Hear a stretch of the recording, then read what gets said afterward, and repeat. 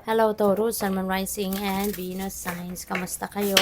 Sana po ay nasa mabuti kayong kalagayan. Welcome back po sa Star Tarot. At kung bago kayo dito, welcome din po kayo. Please subscribe, like, share my videos, and leave me a comment kung nakaresonate po kayo. Thank you.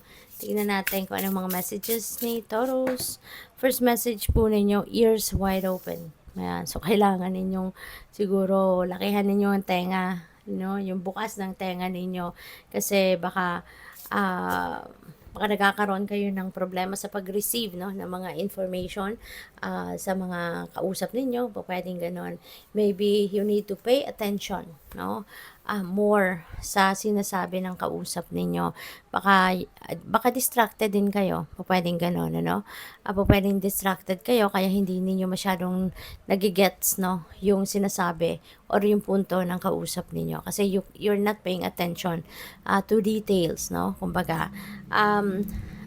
Pwede rin na for some of you, Taurus, maaaring someone is yung parang nag-eavesdrop sa inyo, baka merong mga, alam mo yun, yung nagpapanggap na dumadaan lang kung meron kayong mga kausap, diba? Or meron kayong kausap, may ka-meeting, yung gano'n, at merong someone na padaan-daan, akala mo talagang may purpose, yung kanyang pagdaan-daan na para sa kanya, yung pala, diba? Nakikinig, sa inyong pakikipag-usap, nakikinig sa kung ano ang mga mensahe, na sinasabi mo, ano man yung mga bagay na sinasabi mo doon sa kausap mo. So, secretly, someone may be listening to your conversations, sa kung sino man ang kausap ninyo. Okay? Kaya, mag-iingat din kayo. This is warning din para sa inyo na maging maingat kayo. Kung kayo may kausap, sa telepono man yan or face-to-face, make sure na alam mo na kung ano lang yung mga impormasyon na kailangan lang sabihin, yun lang ang sabihin. Yung sakto lang. Kung kailangan isekreto, then siguro kailangan maging observant ka, na walang taong no one is around, when you're having important conversations, okay? So, we also have, it is what it is. Okay? So, parang ito sa inyo, reminder ito para sa inyo, 'di ba?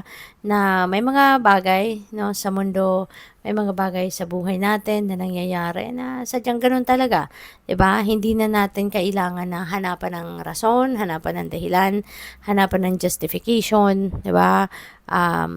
Baka marami pang tanong, Bakit nangyayari ito? Bakit ngayon? Bakit sa akin? Yung mga ganon. So, wag na nating sigurong questionin, kung bakit nangyayari ang mga bagay-bagay. Let's just embrace it, Let's just embrace it and let's just trust that it is God's will, Nag-unfold ang mga bagay-bagay according to divine will, To the divine order and timing, yung ganon. Kaya, wag na nating questionin, diba? Let's just embrace it, alright? So, what else? We have tender embrace. Ayan. So, support ang napipick up ko dito, Taurus. Maybe you are needing support, moral support, emotional support, from other people. And don't worry because you are getting that. You are going to receive that support, from other people. Maaari din na ang iba sa inyo is baka you are in a situation wherein yung parang you are feeling vulnerable at baka kailangan ninyo dito ng suporta ng iba, kailangan ninyo rito ng advice, kailangan ninyo dito ng meron lang yayakap sa'yo, meron lang tatapik ng balikat mo, 'di ba? Yung parang may assurance na we're just here, whenever you need help, when you need support in any shape or form, nandito lang kami, parang ganon, And this is synchronicity. Taurus, I would suggest, na tignan ninyo po ang number meanings, ng mga numbers na to. We have 22 and 33, and those are both ano nga ito?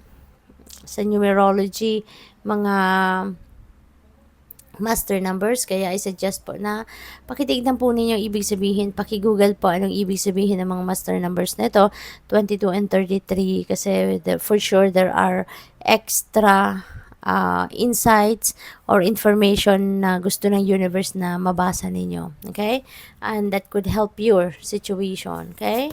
So, we also have number 14, beautiful uncaging. Ayan.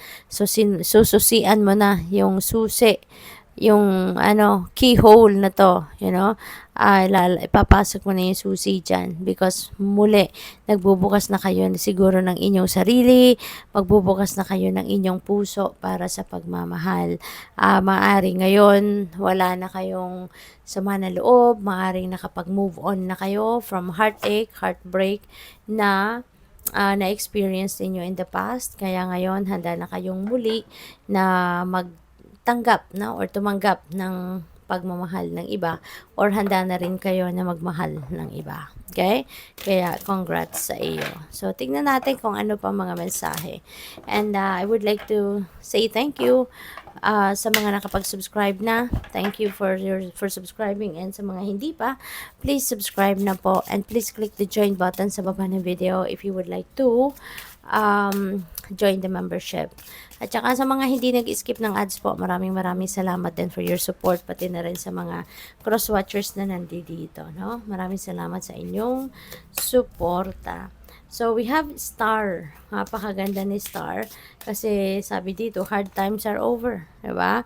Ano man ang mga hirap or mahirap na sitwasyon na inyong pinagdadaanan, yan ay tapos na or matatapos na. Okay? So, look forward to an abundance of happiness, enthusiasm, and positivity. Kasi, di ba, talaga, kapag kayo ay nalagpasan nyo na yung mahirap na sitwasyon, kapag nalagpasan nyo na yung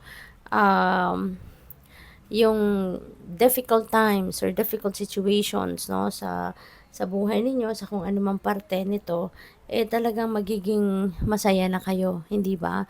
There will be happiness, no? There will be positivity, no, na ipoproject na kayo sa mundo.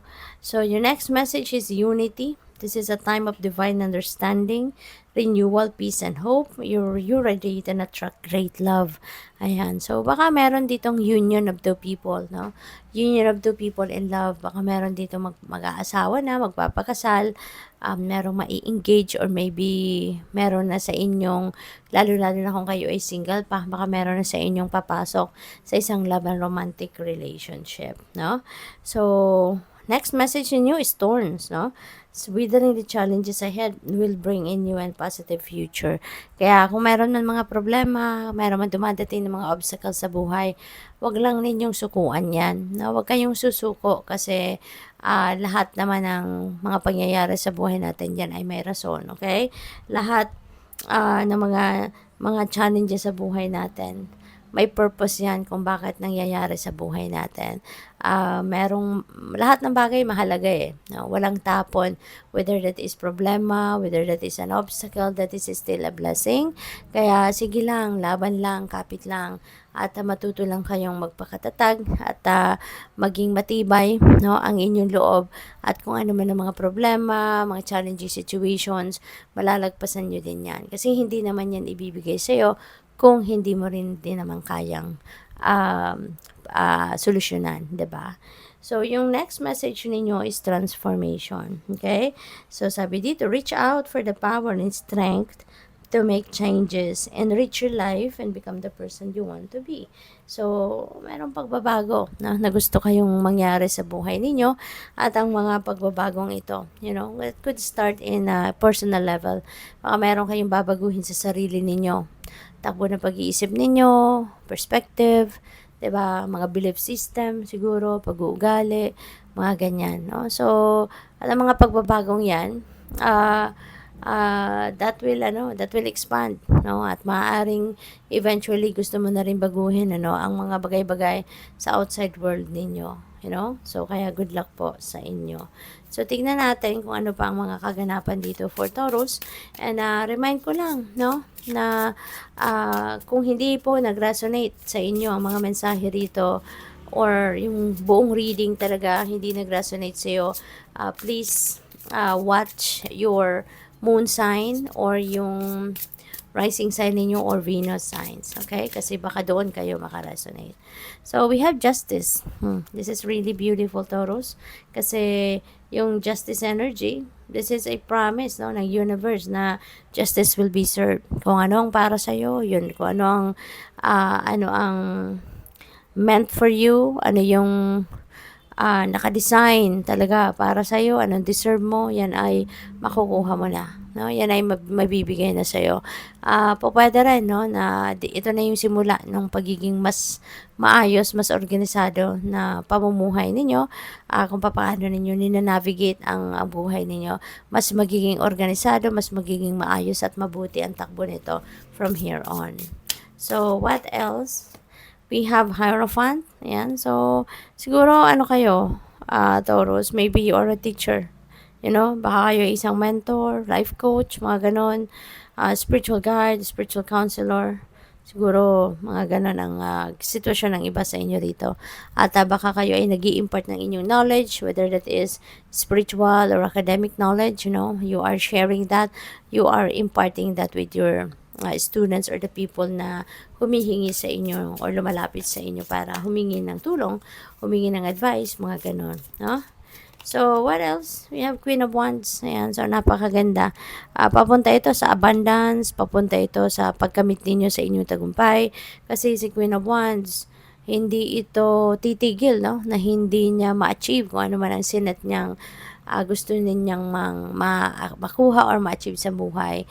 So, if you are going to embody the energy of the Queen of Wands sa ngayon, merong maghihintay sa inyo dyan na magandang resulta, maging positibong outcome, meron maghihintay sa inyo dyan na tagumpay, no?